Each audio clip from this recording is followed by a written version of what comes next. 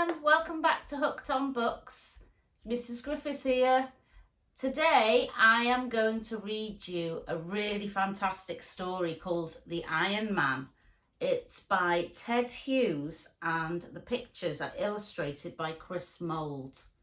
So if you are sitting comfortably, let's get reading.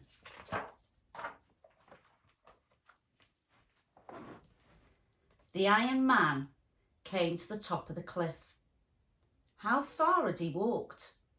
Nobody knows. Where'd he come from? Nobody knows. How was he made? Nobody knows. Taller than a house, the Iron Man stood at the top of the cliff, on the very brink in the darkness. The wind sang through his iron fingers. His great iron head, shaped like a dustbin, but as big as a bedroom, slowly turned to the right, slowly turned to the left. His iron ears turned this way, that way. He was hearing the sea. His eyes, like headlamps, glowed white, then red, then infrared, searching the sea. Never before had the Iron Man seen the sea. He swayed in the strong wind that pressed against his back. He swayed forward on the brink of the high cliff. And his right foot, his enormous iron right foot, lifted up, out into space. And the Iron Man stepped forward, off the cliff, into nothingness. Crash! Down the cliff the Iron Man came, toppling, head over heels. Crash! Crash! Crash! From rock to rock, snag to snag, tumbling slowly. And as he crashed and crashed and crashed, his iron legs fell off. His iron arms broke off, and the hands broke off the arms. His great iron ears fell off, and his eyes fell out. His great iron head fell off. All the separate pieces tumbled, scattered, crashing, bumping, clanging down onto the rocky beach far below. A few rocks tumbled with him. Then silence.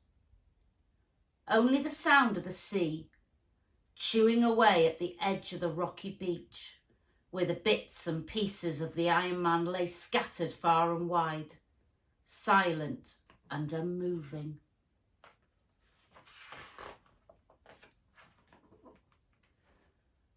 Only one of the Iron Man hands, lying beside an old sand-logged, washed-up seaman's boot, waved its fingers for a minute, like a crab on its back.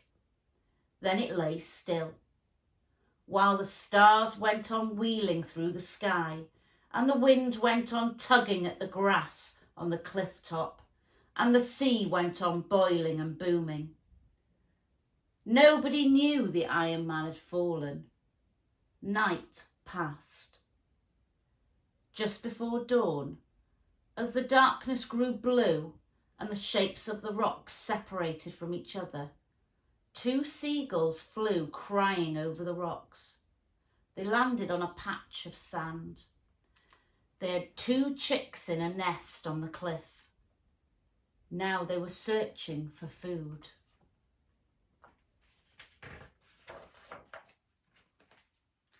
One of the seagulls flew up.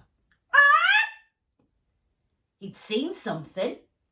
He glided low over the sharp rocks. He landed and picked something up, something shiny, round and hard. It was one of the Iron Man's eyes. He brought it back to his mate. They both looked at this strange thing, and the eye looked at them. It rolled from side to side, looking first at one gull, then at the other. The gulls, peering at it, thought it was a strange kind of clam, peering at them from its shell. Then the other gull flew up, wheeled around and landed and picked something up. some awkward, heavy thing. The gull flew low and slowly, dragging the heavy thing. Finally, the gull dropped it beside the eye. This new thing had 5 legs. It moved. The gulls thought it was a strange kind of crab. They thought they'd found a strange crab and a strange clam. They did not know they had found the Iron Man's eye and the Iron Man's right hand.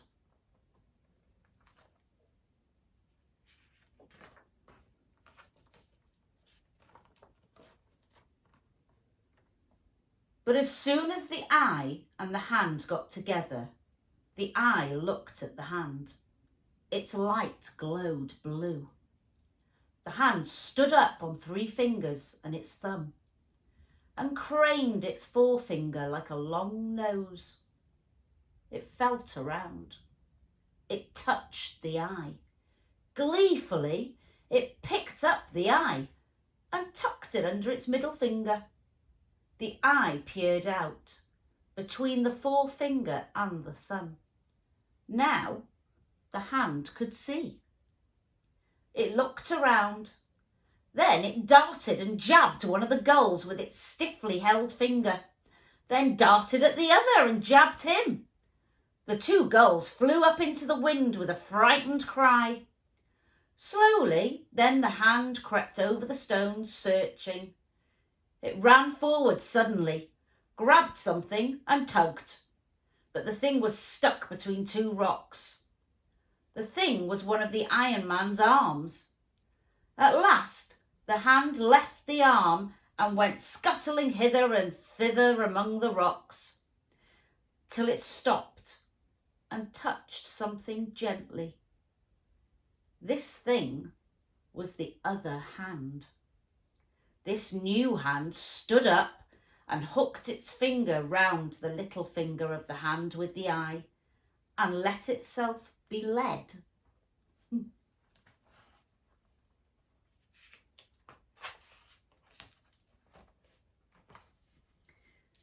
Now, the 2 hands, the seeing one leading the blind one, walking on their fingertips, went back together to the arm, and together they tugged it free.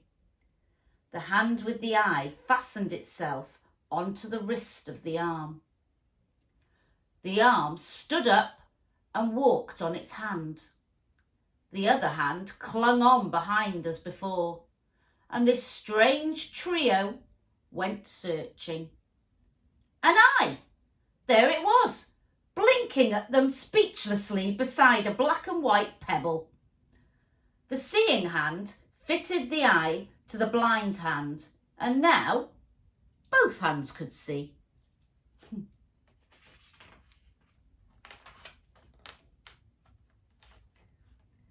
They went running among the rocks. Soon they found a leg. They jumped on top of the leg, and the leg went hopping over the rocks with the arm swinging from the hand that clung to the top of the leg. The other hand clung on top of that hand. The 2 hands with their eyes guided the leg, twisting it this way and that, as a rider guides a horse. Soon they found another leg and the other arm. Now each hand, with an eye under its palm and an arm dangling from its wrist, rode on a leg separately about the beach. Hop, hop, hop they went, peering among the rocks. One found a ear. At the same moment the other found the giant torso. Then the busy hands fitted the legs to the torso. Then they fitted the arms, each fitting the other, and the torso stood up with legs and arms, but no head. It walked about the beach, holding its eyes up in its hands, searching for its lost head.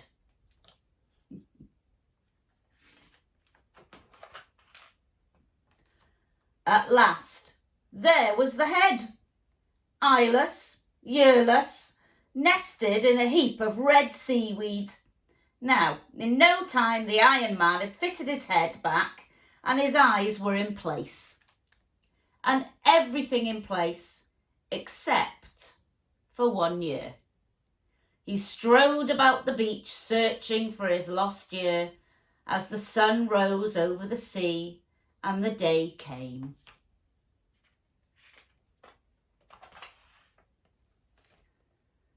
The two gulls sat on their ledge high on the cliff. They watched the immense man striding to and fro over the rocks below. Between them, on the nesting ledge, lay a great iron ear. The gulls could not eat it. The baby gulls could not eat it. There it lay on the high ledge.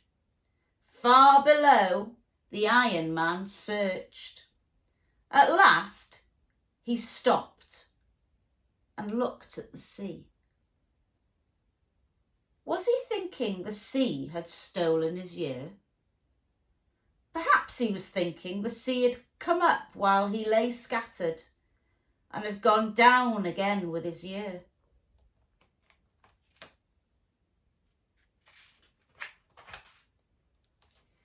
He walked towards the sea. He walked into the breakers, and there he stood for a while, the breakers bursting round his knees. Then he walked in, deeper, deeper, deeper. The gulls took off and glided down low over the great iron head that was now moving slowly out through the swell.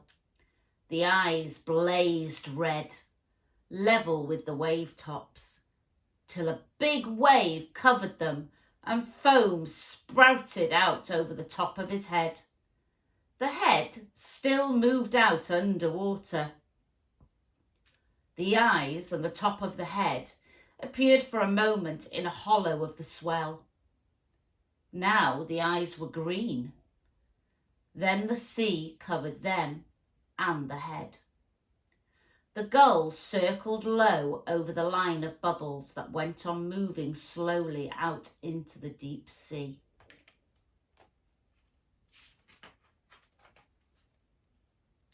And I'm going to stop there. I hope you'll join me next time for chapter 2. Take care. See you soon. Bye.